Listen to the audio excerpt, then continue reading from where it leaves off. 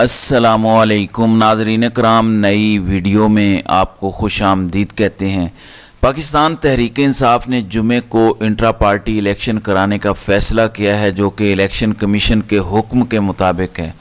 پہلے آج خبر آئی کہ عمران خان کو بلا مقابلہ پارٹی چیئرمین منتخب کیا جائے گا، جبکہ جو باقی پارٹی آفیسز ہیں ان پر الیکشن ہوگا، باقی عہدوں پر الیکشن ہوگا۔ پارٹی چیئرمین کے عہدے پر الیکشن نہیں ہوگا اور عمران خان بلا مقابلہ پارٹی چیئرمین بن جائیں گے۔ لیکن ابھی اس میں ایک ڈیولپمنٹ ہوئی ہے اور یہ بڑی اہم ڈیولپمنٹ ہے۔ ڈیولپمنٹ یہ ہے کہ عمران خان پارٹی چیئرمین کے الیکشن کانٹیسٹ ہی نہیں کر رہے۔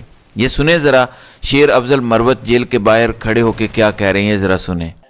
میں آپ کے توسط سے پاکستان تحریک انصاف اور پورے ملک کو یہ بتانا چاہتا ہوں کہ اس دفعہ قانونی قدغن کی وجہ سے خان صاحب کی توسہ خانہ کیس میں فیصلے کی وجہ سے اور ان کی ڈسکوالیفیکیشن کے پیش نظر آئینی قانونی طور پہ وہ پارٹی کے آفس کے چیئرمین کا الیکشن نہیں لڑ سکتے ہیں۔ تو لہٰذا خان صاحب نے جو ہے خود یہ فیصلہ کیا ہے کہ وہ اس دفعہ چیئرمین پی ٹی آئی کے آفس کے لیے الیکشن کنٹیسٹ نہیں کریں گے، اور اتفاق رائے سے یہ فیصلہ ہوا ہے کہ جو ہی عدالت کی طرف سے یہ فیصلہ ختم ہوگا ڈسکوالیفیکیشن کا، خان صاحب کو دوبارہ جو ہے پی ٹی آئی کا چیئرمین بنایا جائے گا۔ ایک اور بات جی ناظرین اکرام، یہ وہی سٹیٹمنٹ ہے شیر افضل مروت کی جو میں 2 دفعہ آپ کے سامنے رکھ چکا ہوں گزشتہ ایک ہفتے میں، کہ سپریم کورٹ کا فیصلہ عمران خان کے پارٹی چیئرمین بننے میں رکاوٹ پیدا کر سکتا ہے۔ اب کیونکہ یہ آج کچھ دیر پہلے کی اپڈیٹ ہے، اگر عمران خان پارٹی چیئرمین کا الیکشن کانٹیسٹ نہیں کرتے تو پھر چیئرمین کا الیکشن کون کانٹیسٹ کرے گا؟ کیونکہ جمعے کو انٹرا پارٹی الیکشن ہونے جا رہے ہیں، 30 نومبر تک کا ٹائم ہے پی ٹی آئی کے پاس الیکشن کروانے کا۔ 7 دسمبر تک انہوں نے الیکشن کا نتیجہ الیکشن کمیشن کے پاس جمع کروانا ہے۔ اگر یہ الیکشن نہیں کرواتے، الیکشن کمیشن کو نہیں بتاتے، تو ان سے پارٹی کا نشان بلہ چھین لیا جائے گا، وہ کسی اور کو مل جائے گا۔ اب الیکشن بھی سر پر ہیں اور عمران خان کی نااہلی بھی سر پر ہے، تو یہ بڑا کریٹیکل معاملہ ہے۔ یہ چونکہ ابھی کی اپڈیٹ ہے، اس لیے مزید تفصیلات اب جب سامنے آئیں گی تو انشاءاللہ اس پر اگلے ویلاگ میں مزید اپڈیٹ میں آپ کو کروں گا۔ اب آتے ہیں اگلے موضوع پر۔ آج خاور مانیکا بشرا بی بی کے سابق شوہر نے بشرا بی بی اور عمران خان کے عدت میں نکاح کے حوالے سے اسلام آباد کی عدالت میں جو کیس دائر کیا ہے، اس کیس کی آج سماعت ہوئی اور اس میں 2 گواہ پیش ہوئے ہیں۔ باقی 2 گواہ دسمبر میں جو اگلی سماعت ہوگی اس میں پیش ہوں گے۔ اس میں خاور مانیکا کے جو وکیل ہیں، ان کا نام ہے رضوان عباسی۔ ناظرین اکرام، رضوان عباسی وہ کریکٹر یا وہ وکیل ہیں جن کا خاص تعلق ہے ایک بڑے گھر سے، ایک خاص جگہ سے۔ اگر رضوان عباسی سیاسی معاملات میں یا اس قسم کے معاملات میں کسی کے وکیل بنے تو پھر سمجھ جائیں کہ یہ کہیں اور سے لا کر ان کو بطور وکیل پیش کیا گیا ہے۔ خاور مانیکا کا تو رضوان عباسی سے کوئی دور کا تعلق نہیں بنتا۔ خاور مانیکا نے اگر رضوان عباسی کو وکیل کیا ہے تو رضوان عباسی کا مطلب ہے کہ عمران خان کے خلاف اس کیس کے پیچھے کوئی اور طاقت کھڑی ہے۔ تو خاور مانیکا کو کسی نے کہا ہے کہ جاؤ اور عمران خان کے خلاف یہ کیس کرو۔ یہ ایک گواہی آ گئی ہے رضوان عباسی کی صورت میں، کوئی اور گواہی چاہیے ہی نہیں آپ کو۔ رضوان عباسی اگر وکیل ہیں خاور مانیکا کے تو اس کیس کے پیچھے کوئی نہ کوئی مقصد ہے، اس کیس کے پیچھے کوئی نہ کوئی کہانی ہے۔ جو 2 گواہیاں ہوئی ہیں وہ گواہیاں آپ کو سنوانا چاہوں گا، لیکن اس سے پہلے علامہ جاوید غامدی، یہ جو گھٹیا اور غلیظ پروپیگنڈا کیا گیا ہے کہ عدت میں نکاح، فلانا نکاح، یعنی اور کچھ نہیں مل رہا تو اب نکاحوں میں گھس گئے ہیں، نکاحوں کی ٹو میں لگے ہوئے ہیں۔ تو جاوید غامدی نے عمران خان کے اس نکاح کے حوالے سے انتہائی خوبصورت بات کی ہے، انتہائی خوبصورت، اور یہ اصل اسلام ہے۔ سنیں ذرا جاوید غامدی نے اس سلسلے میں کیا فرمایا ہے۔ اور یہ سب قرآن میں ہے۔ یہ سوال پیدا ہوا کہ اگر کسی عورت کے ساتھ شوہر کی ملاقات ہی نہیں ہوئی تو اس میں کیا ہوگا؟ چنانچہ یہ سوال اس وقت بہت شدت سے مدینے میں پیدا ہو گیا جب اللہ تعالیٰ نے سیدہ زینب سے رسول اللہ کی شادی یا نکاح کا اعلان کر دیا طلاق کے فوراً بعد۔ تو یہ سوال پیدا ہوا کہ یہ کیسے ہو گیا، عدت تو ابھی گزری نہیں۔ تو فرمایا کہ کبھی ملاقات ہوئی نہیں تھی، ملاقات اگر ہوئی نہیں ہے تو کوئی عدت نہیں۔ اسی طرح جن خواتین کے ہاں ایام کا مسئلہ ہو گیا، ان کا مسئلہ پیدا ہوا تو قرآن نے اس کا جواب بھی دیا، ان تب تم اگر کوئی شبہ ہے تو پھر اس 3 مہینے یا 4 مہینے 10 دن گزارنے چاہیے۔ اگر عمر کے لحاظ سے، ایام کے لحاظ سے کوئی شبہ ہی باقی نہیں ہے تو آپس میں مل کے طے کر لیں، پھر کوئی عدت نہیں۔ تو عدت کو پہلے سمجھنا چاہیے کہ وہ کیا چیز ہے۔ اس لیے اس کو اتنا فتنہ نہیں بنانا چاہیے جس طرح ہمارے یہاں لوگ بناتے ہیں. یہ میاں بیوی کے درمیان طے ہونے والا ایک معاملہ. جی، اس میں غامدی صاحب نے یہ کہا ہے کہ جو کہا ہے یہی بات عمران خان اور بشرا بی بی کے نکاح کے بارے میں خاور مانیکا نے کہی کہ بشرا بی بی مجھ سے کافی عرصے سے ناراض ہو کر اپنے میکے جا چکی تھی. جب وہ میکے جا چکی تھیں اور شوہر اور بیوی کے درمیان کوئی تعلق ہی نہیں تھا، شوہر اور بیوی کے درمیان کوئی رشتہ ہی باقی نہیں تھا، تو اب ان کا عدت کا دورانیہ مکمل کرنا ان کے لیے شاید ضروری نہیں تھا. غامدی صاحب نے تو رسول کریم صلی اللہ علیہ وآلہ وسلم کی زندگی سے اور ایک ام المومنین کا واقعہ آپ کے سامنے رکھ دیا، تو اس کے بعد تو میرا نہیں خیال کہ کوئی رائے میرا دینا باقی بنتی ہے. بہرحال جو آج سماعت ہوئی ہے وہ جلدی سے میں آپ کے سامنے رکھتا ہوں.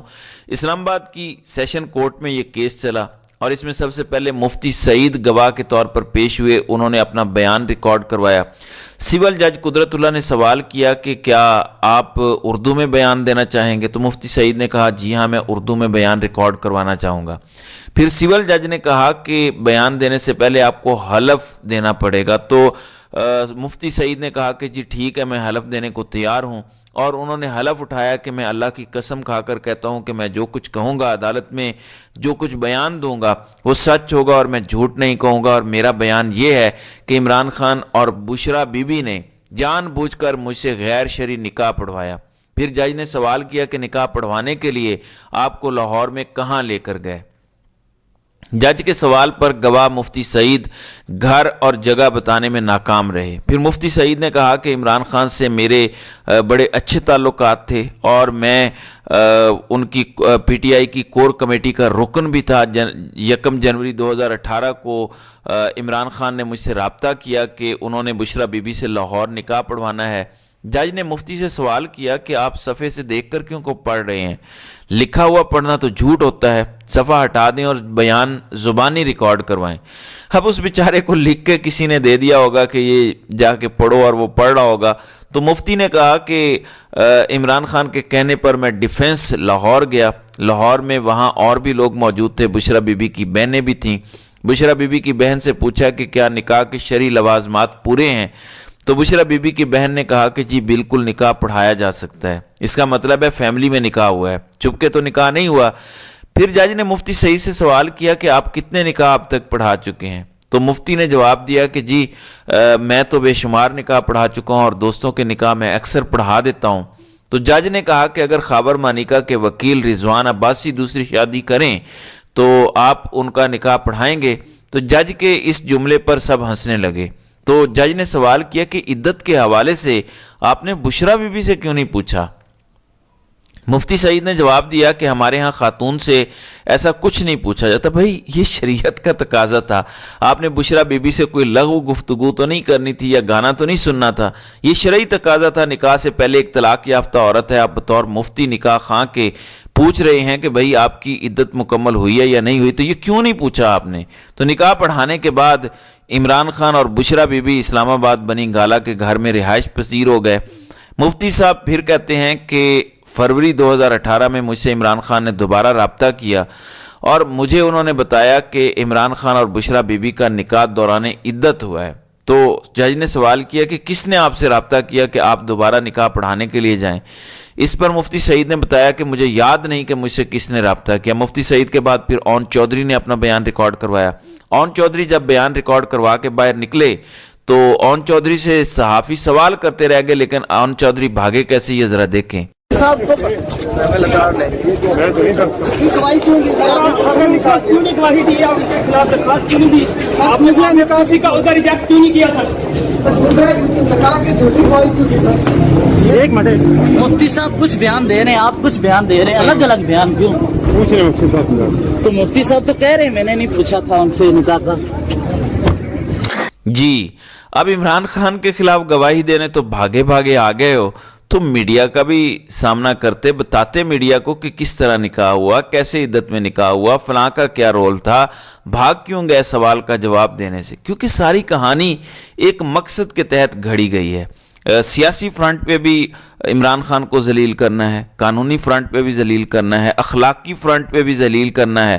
اور جیسے کہتے ہیں نا، کنگ از نیوڈ، तो किंग को न्यूड करके लोगों में खड़ा कर देना है कि ये तो हाजरा खान के साथ इश्क लड़ा रहा था, पता नहीं जानवरों के साथ क्या कर रहा था, ये इद्दत में निकाह कर रहा था और ये लोगों के घरों में कूदता था, दीवारें फलांग कर जाता था, लड़कियां उठा लेता था। तो ये अखलाकी तौर पर मुआशरे में इसको डैमेज करना है ताकि उसकी लीडरशिप को डेंट पड़ जाए और लोग उससे नफरत करना शुरू कर दें। अभी तक तो इस मकसद में जो भी इन्वॉल्व हैं, ताकतवर या दीगर सियासी पंडित जो हैं, 1% भी उन्हें कामयाबी हासिल नहीं हुई इन 19 महीनों में। तो 19 महीने और लगा के देख लें, अगर इस मकसद में कोई कामयाब होता है। लीडरशिप दिलों से मेरा नहीं ख्याल कि इस तरह दिलों से उतारी जा सकती है। तो नाज़रीन इकराम, आपकी इस वीडियो के हवाले से क्या राय है? आप अपनी राय का इजहार कमेंट सेक्शन में ज़रूर कीजिएगा।